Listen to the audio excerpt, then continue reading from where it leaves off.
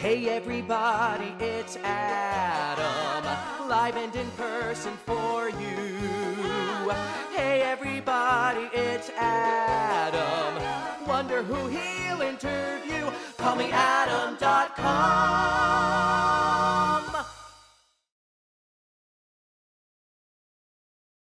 Hey everyone, it's Call Me Adam, and I'd like to take a moment to thank you for tuning in to my show. I'd also like to give a special shout out to my Patreon family for supporting this podcast on a deeper level. If you want to support this podcast even more, become a member of my Patreon family, where you can get a variety of backstage perks. Visit patreon.com/callmeadamnyc for more information. Now, on today's episode of Bearing It All with Call Me Adam, I am chatting with two very special guests.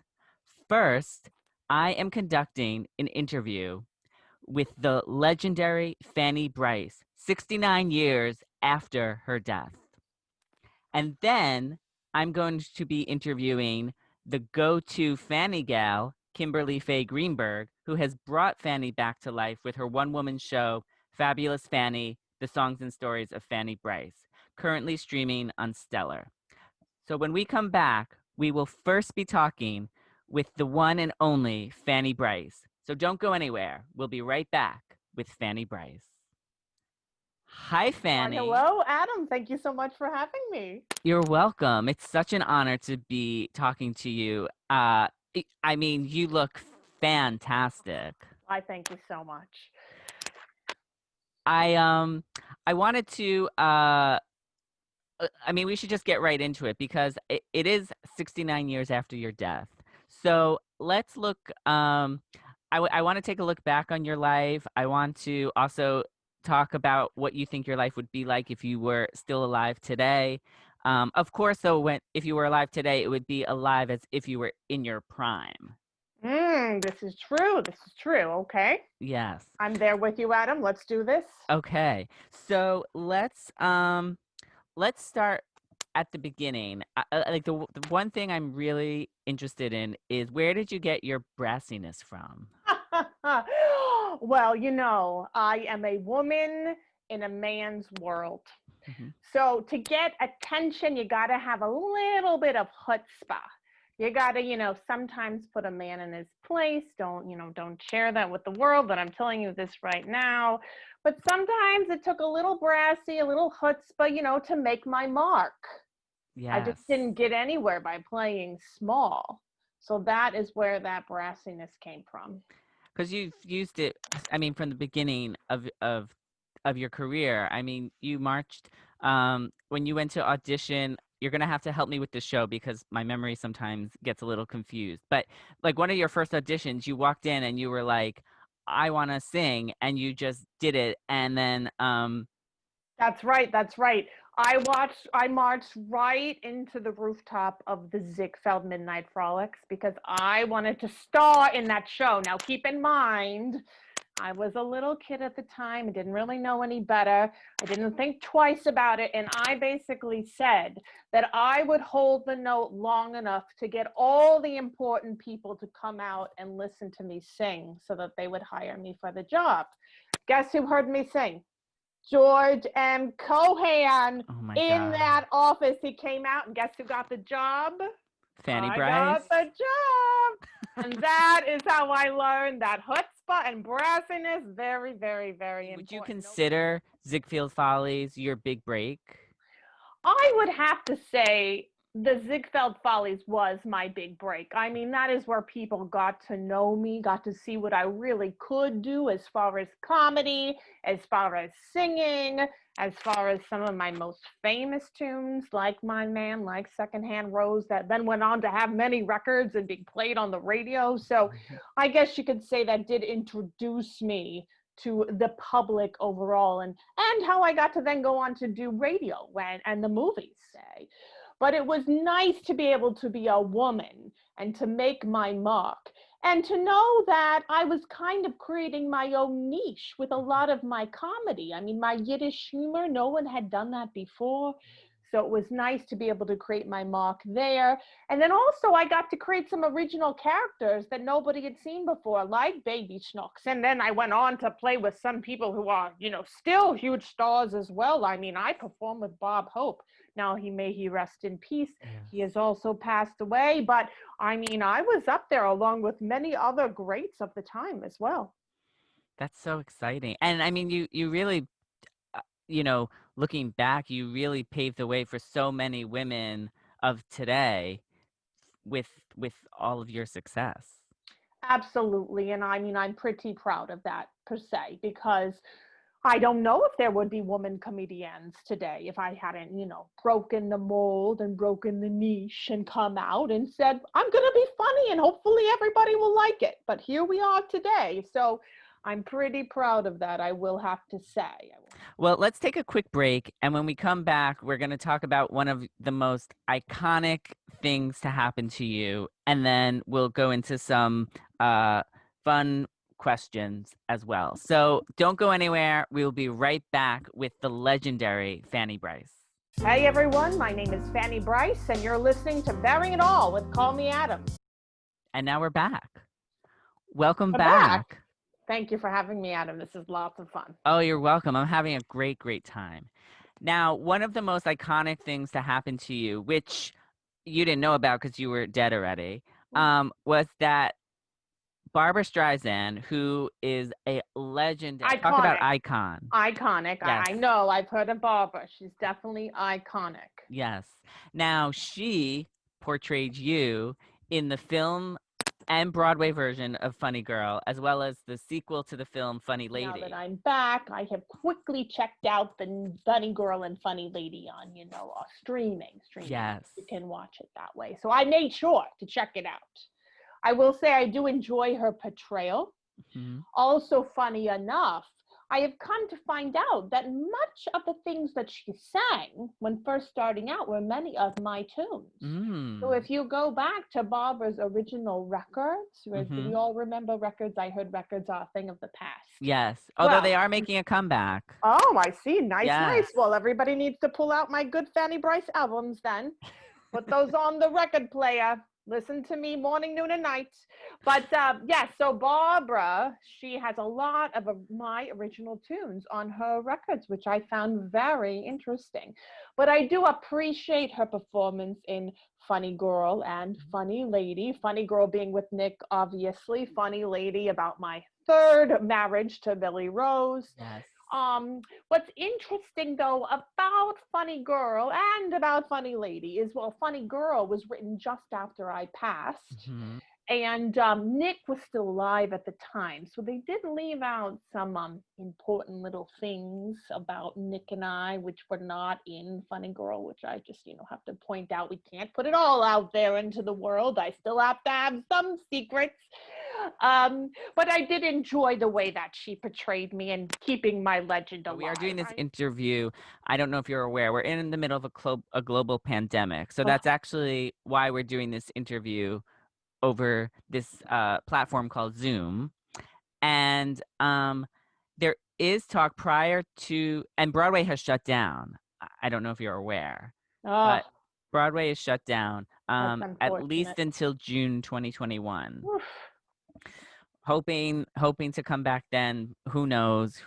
But anyway, prior to the Broadway shutdown, there was a lot of chatter that there was going to be a Funny Girl revival on Broadway. That's very exciting. Very exciting. Yes. Now, who would you like to see play you in the Broadway revival? Or let's say they were gonna. Because there's also been talk here and there about a Funny Girl film remake. Who would you like to see you, either the same actress for the film and Broadway revival, or you could say two different actresses, one for Broadway, one for film? Oh, well, that is a very, very hard decision. There are so many wonderful actresses out there. Now, I am not familiar with them all, so I cannot name them all now. But I will say there is this wonderful woman. She seems to have me down to a T, and her name is Kimberly Faye Greenberg. Has anybody heard of her? Oh my God, I know her. Really? Yes, Oh, I actually took a class with her like a few oh, months ago, so I oh. do know her She very. seems just wonderful. Just She's wonderful. fantastic, and I actually interviewed her several years ago for my website. So Ah. I think you're onto something there, Fanny. Oh, all right. Well, I'm glad I'm thinking very clearly now. Now, of course, I have to see that I can read my notes. I'm not shy about. I'm not trying to pretend that I've memorized everything we talk about. I have it all written down here on my iPad. Okay, so the first rapid fire question is favorite kind of lipstick. Oh, red, darling, red. Heels or flats? Oh, heels. Now I'm already very tall. I'm already 5'7". However, I was always standing amongst, those beautiful leggy Ziegfeld Follies girls. So I needed to be a little bit taller. So heels, always heels. Favorite store to shop in? Oh, Macy's, of course, right Yes. in Midtown in the Theater District. Obviously, Macy's. They're still around. Oh, that's wonderful. Do they do their Thanksgiving show every year? Every year. This year, because of the pandemic, it's going to be a little different, but they are still doing it. It's going to be, I don't really know what it's going to be, but it's going to be a little different. Excellent. Yes. Excellent. Yes. Favorite scent or smell? Oh, I don't know. That's a good question. I always like the smell of cooking in the kitchen. I love daffodils and roses. Those would always fill my dressing rooms. Oh, I don't know anything that smells fresh and clean. Obviously, I've been in the grave for a while, so, fresh and clean is good. Yes.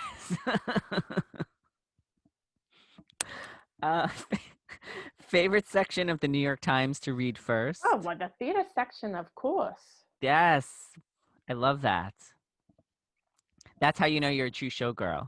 Oh, exactly. You got to read the arts section, arts and entertainment. That's what matters. Yes, me too. I would always read that section first.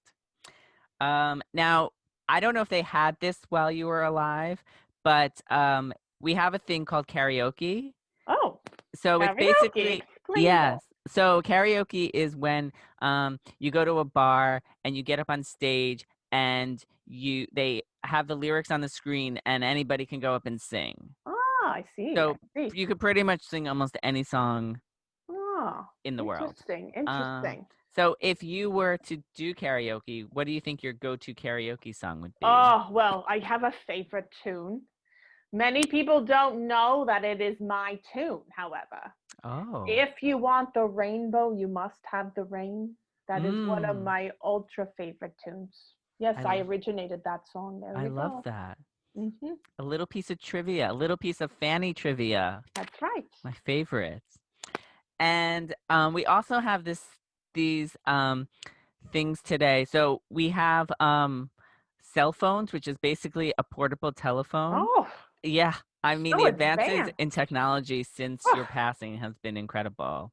I mean, clearly, we're doing this interview, you from wherever you are, me from my closet, and we're doing it over the computer. So the cell phones, they're handheld, and they also act like a mini computer. Oh, it's crazy. I know. So now on the I was living in the wrong time. Yes. This time is so easy. Yes. Well, yes and no, but there's a lot of advantages.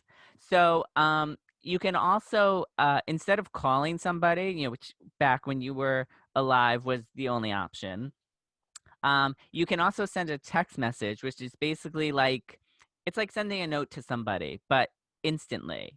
Oh. And instead of typing out words, you can use something called an emoji. So it could be like a smiley face, it could be an animal, it could be a sport, it could be a food. I mean, there's an emoji pretty much for every emotion, everything you're trying to say. So if you were to send an emoji over text message to somebody, what do you think your favorite go-to emoji would be? Well, as you mentioned, faces. Yes. I'm kind of known for my funny faces, so I'd probably need a funny face emoji. Big eyes, kind of thing. I think that would probably be my signature. Yes. Yes. Well, you did. That's all the rapid fire questions. You did a fantastic job with them. Thank you so much. Can you believe we're already at the end of the interview? Oh, that's so sad. I know. But I end all my interviews playing off of the title of my podcast, Bearing It All. So if you could bear it all and reveal something that you've never talked about previously, so this would be that you never talked about while you were alive, or I mean, you've been dead for 69 years. Maybe something has happened to you while you've been dead that you'd like to share. What would you reveal today? I once, in trying to protect Nick Onstein, Uh-huh. I once opened a brassiere shop. Did you know that? Ooh, I did As not. a cover, so that when he was on the run, he could contact me at the brassiere shop so that no one would know. Well, I can't thank you enough for coming onto my show. I can't believe I got to talk to you 69 years after your death. You It's look, my pleasure. you look beyond fantastic. Oh, thank you. You've preserved very well. Thank you very much. If you want to learn more about Fanny Brice, definitely right now you can stream. There, like she said, there is this woman, this fantastic actress. She's actually known as the go-to Fanny gal, Kimberly Fay Greenberg. That's incredible. I'm so glad for her. Yes, me too. She has a fantastic show called I have to get my notes here because again, my memory is just not what it used to be. It's all right, Adam. It's all right. It's called Fabulous Fanny, The Songs and Stories of Fanny Brice. It's currently streaming on Stellar. And you can get tickets and find streaming dates. You can go to my website, callmeadam.com, and I have all the information there. So, Fanny, thank you for coming on today. And thank you so much, Adam, for having me. This was wonderful. You're welcome. And don't go anywhere because I have another exciting guest coming up. So we will be right back.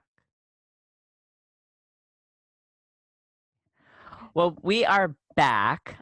This is such a special episode because it's combining two interviews. So I just got to, as you heard, interview the legendary Fanny Brice. And now I am getting to interview the go-to Fanny gal, Kimberly Fay Greenberg, who has created her own one-woman show called Fabulous Fanny, The Songs and Stories of Fanny Brice, which is currently streaming on Stellar through December 27th. It has there are specific days and times that it streams. You can go to callmeadam.com and get tickets and find out all the dates that it's streaming. It's such a fantastic show. Kimberly is terrific as Fanny. I mean, I see why you're called the go-to Fanny girl. So without further ado, let me introduce everybody to Kimberly Fay Greenberg. Oh, thank you so much, Adam. That's really sweet. I appreciate that. Oh, you're welcome. I'm so excited to talk to you. Yay. This is actually our first quote unquote live interview together. We did an interview years ago through email for my website. So it's like so exciting now to have you both on my podcast and as a video interview. It's just thrilling. Yay. Yes. So let's talk about your show, Fabulous Fanny. I mean, how did you get fascinated with Fanny Brice? Where did it all start from? It's an interesting story, and I always find it ironic that I am doing Fanny now because my middle name is Faye, Faye, and I'm named after my great-grandmother whose name was Fanny. Oh my God. So it's kind of funny how my parents would never have obviously known that. So it's funny how later on in life, I'm now known as this woman whose name is Fanny, and that is actually part of my name. So kind of interesting. The universe was like shining. Yes. But I think I got familiar with Fanny in high school when I started realizing theater was something I was going to be doing. And I did have a teacher at that point who was like, well, you're Jewish, you kind of look like this actress, you should watch Funny Girl and you could play Fanny Brice in Funny Girl. And I said, okay, and I grew up on Barbra. So that was, my mom listened to all her albums all the time. So I was very familiar with Barbra, but I didn't realize that had anything to do with Fanny Brice. Then later on, numerous years later, after graduating from college, I was doing a regional production of Fiddler on the Roof. Of course. And that theater was going to be doing Funny Girl in the following season. and they had said to me, you know, we want to consider you to play Fanny in Fanny Girl in the following season. So would you please study the role? It's a big role. Please study it, and let's see if it can work out for next season. Wow. So I literally did. When somebody tells me to do something, I get tunnel vision, and I put all my work into it. And I literally studied the entire script and score for a year. I did so much research on Fanny, wherever I could find it, basically, and obviously watching Funny Girl and things like that. And guess who didn't book the job? I didn't book the job. Yeah, so What? I did it for a year. I mean, I learned everything for a year, and I didn't get the job.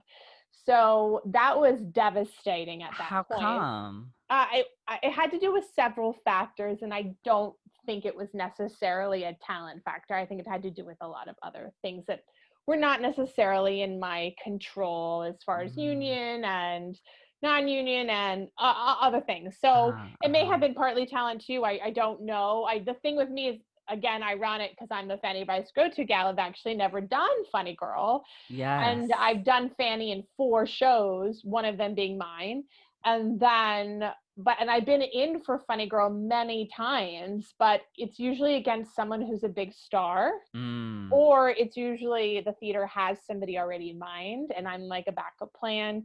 Or the other idea is, a lot of times they want somebody who can sound very much like Barbra, and I don't sound at all like Barbra when I sing. I sound very much like the real Fanny Brice, very traditional musical theater gal.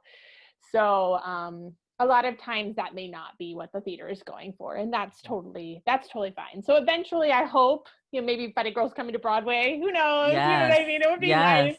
Big things coming full circle. But so I've never actually had the opportunity to play her. But long story short, is several years later, after a whole other journey with another show called Danny and Sylvia, the Danny Kaye musical, which I did off Broadway, someone saw me in that and said, oh, I've got this one woman show about Fanny Brice. Would you be interested in workshopping it? So ironically enough, that happened. And I workshopped another show called One Night with Fanny Brice, which did eventually open off Broadway. And that was a whole nother journey that maybe one day I'll eventually get into. And then from that, things started taking off, because the New York Times saw that, and the Associated Press saw that, and people started seeing me. And then I had venues asking me for other material. I ended up being in a show that's workshopping for Broadway called Ghostlight. I ended up being in a Broadway show called the Ziegfeld Midnight Frolics at the Liberty Theater. And then, of course, I created my own show because people were asking for it. I actually didn't have the intention to do that. And once I started doing it, then more people kept asking for it. And then here we are, 8, 9, 10 years later. I'd have to look at the calendar to tell you how long it's been. But it's been a full journey too, in and of itself. And here we are now. So I'm still playing Fanny. I've got a couple albums, and and I kind of am known for playing this wonderful, brassy, sassy lady. That's so incredible. Thank you. Incredible. And now, I mean, literally, the whole world can see it, because it's streaming on Stellar through December 27th. So. Yeah, it's like crazy how that has happened. That again was something I didn't actually look for. And when the pandemic happened, it didn't even cross my mind to put my show online. And several months into the pandemic, a great friend of mine, Ashley Kate Adams, had said to me, you know, you should think about putting your show online. And I did have a great video of my show. Luckily, I was smart to have videoed it. And then I did end up putting it online, and here we are. Now, one thing I find interesting about the show is at the end of the show, during the credits, it says that it was that the filmed version is adapted for streaming. So did you you edited stuff out of that? I did. So my show online, the streaming version, if anyone wants to see it, is 1 hour and 15 minutes. And I wanted to make the actual show, in-person show. I have several different versions. I have a 1-hour version, and then I have the version that goes to theaters around the United States, which is a 2-hour version. So it's about 1 hour and a half, 1:45, with a 15-minute intermission. So when I knew I wanted to stream it, I know people's attention spans as far as watching things on TV are shorter. I Mhm. also wanted to make sure that it was something that was constantly a moving train so Mhm. that it would keep people's attention. So I did. I cut about 20 minutes out of the show that's currently streaming. I Wow. also like the fact that it's something different so that you can watch my show streaming and then it gives you impetus potentially to see it in person or vice versa because it's not actually quite the same show. So Mhm. it gives Mhm. you a unique experience as well as far as streaming versus what you would see in person. Yes. Well, I've only seen the streaming version. And I have to say I agree with what you just said about how you keep it moving. I mean, I I have a pretty good attention span because growing up in the 80s, Yeah. you watch a lot of things. But yes, the show moves very quickly and you're engaged the whole time. So whatever you edited out for this version, you picked good stuff to keep in. Oh, thank you so Yes, much. I yes. appreciate that. I You're appreciate welcome. that. You're welcome. And you get a real good overview of Fanny and her life. And I feel like, the streaming version of the show hits on all the main points that the average viewer is going to want to know or is already interested in. And you definitely have like the singing voice for it Oh, and thank you. everything. So Thank so you. any casting person listening or watching this interview, I mean, put her in as Fanny Brice in Funny Girl. Now, what is some of the characteristics that Fanny has that you feel you have as well? The big thing is chutzpah. Hmm. I mean, truly, Fanny was so not afraid to speak her mind. And coming from the time period that she was in, that would have been pretty much looked down upon, but she was a big enough star where she could get away with it. Hmm. And I think it's the idea of me being able to stand up for myself and definitely do my best to speak my mind. I'm not saying that's an easy feat usually, but she's given me a lot of permission to kind of own those sides of me without Mm. being as afraid to do that. Because I will say, I think most performers, including myself, we come alive on stage or on screen or wherever it is we're performing. But I think in real life, we're pretty quiet folks. A lot of us are very shy and kind of, we're taking the things in around us, you know what I Hmm. mean? Because we're using what we're observing kind of for our art. Yes. And so I feel like I'm not the only one to say that. I know I grew up as a very shy kid that, like, I was totally the kid everybody made fun of and all that stuff, like, Yes. typical people who go into performing backstory. But like, I will say, as I began to play Fanny, that's just when I really started owning like my individualism as like who I am. Kimberly Faye Greenberg, this is me in the world. I'm not Yes. apologizing for it. Here we are. Yes. Yes. I agree with all of that. I mean, I was very shy growing up. I was not as outgoing as I am now. And I mean, I think like doing all these interviews has definitely made me a more outgoing person and everything. But yeah, I was that shy kid too that everyone made fun of. And, it's nice to be able to find your footing find eventually and be able to get that, all that strength and everything Yeah. and come Yeah. into who you are. Exactly. Yeah. And I think all our art is better for it too. Yes, yes, definitely, definitely. Um, so, oh yeah, that's a good question that I had. um, I'm all there for it, whatever that is. yeah. What is one characteristic of Fanny's that you wish you had that you feel you don't? Oh God, wow. Okay, that's a tough question. I will say I still am walking that fine line of being able to fully be like, here I am, world. So there is still a little bit of that, I will say. You know what I Yes, mean? Like, I mean, I can be honest with you because your show is called Bearing It All with Adam. So that's I right. could say, like, even with having my show out there, I still sometimes get shy about being like, hey, friends, watch Mhm. my show. It's really good. I promise this is not like me being an ego driven thing. This is just like, you should watch the show because it's a show and it's a real show. Come watch it. You know what I mean? Like, I have I have a hard time with that sometimes. Yeah. So there we go. I love that. I love that. And I love that that's something that you haven't talked about before. Yeah, Which is actually, incredible. you'll find this funny too, because like I work with a life coach, as I think Uh-huh. many of us work with a therapist or a life coach, whatever the case may be. And she told me this week, Kim, you need to like put 5% more into your ego and let people see your ego like 5% more. I was like, what? She's like 5% more. Just add like 5% more. I was like, okay. So there you go. There you go. There you go. The 5% more is doing this interview. Exactly. Yes. Bearing it all. Exactly. Well, let's move into like we did. I don't know if you are aware, during my interview with Fanny Brice, I did some rapid fire questions with her. Okay. So I'd love to do the same rapid fire questions with you and see what your answers are. All right, here we go. Okay. So the first one is favorite kind of lipstick. Oh, I have this beautiful hot pinky kind of lipstick, and I always wear it all the time. Yes. Heels or flats? I could go either way. I think heels if I'm getting dressed up, but flats if I'm not. Okay. Everyday wear is flats. I'm not wearing heels walking down the street.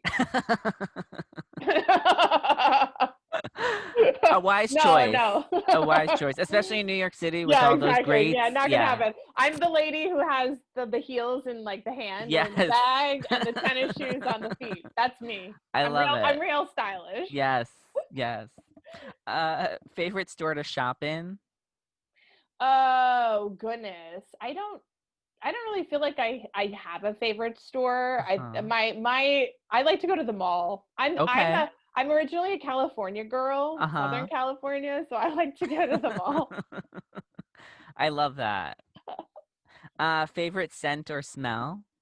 Oh, I love the smell of roses. I also love the smell of apple cinnamon, and I also love the smell. It's the holidays, getting to the holiday season, so the cinnamon like sticks and all that cinnamon stuff. Oh my God, I love it. I just bought some cinnamon pine cones. I was at Walmart pine this cones. weekend. I'm like looking for the brain. Yes, pine cones. I have some in my kitchen. It's so amazing. So good. I love them. Oh my God. And all the the apple flavored scented candles now. Oh my God. Yes, and pumpkin. I like pumpkin too. Yes. Bath and Body Works has some amazing plug-in pumpkin scents, and they are so fragrant. Oh, my apartment smells so good. I love that. That makes me happy. Yes.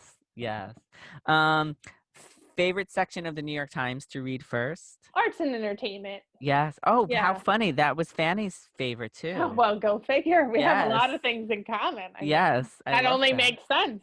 Exactly. That's why you're the go-to Fanny girl. Exactly. Favorite karaoke song? Oh, I Will Survive. Yes. Oh, I love that song. Oh my gosh. Not saying that I sing it well, but it's still fun. I need a lot of alcohol. Yes. Your go-to emoji when texting? Oh, I just usually use like a heart. Like a red heart is usually my go-to. I love that. That's all the rapid fire questions. Oh, I did it. Yeah. You did it. Well, Fanny likes to talk. Of course she does. Yeah, so she took a lot of our time. But I always end my interviews playing off of the title of my podcast, Bearing It All. So if you could bear it all and reveal something about yourself that you haven't told, what would you share with me today? I already told you some secrets earlier. You did. But I will say this. I would like to adopt a foster child. So there you go. That has nothing to do with what we're talking about. I love that. But there you go. And I have plans. I have plans to adopt a foster teen. So wow. What age?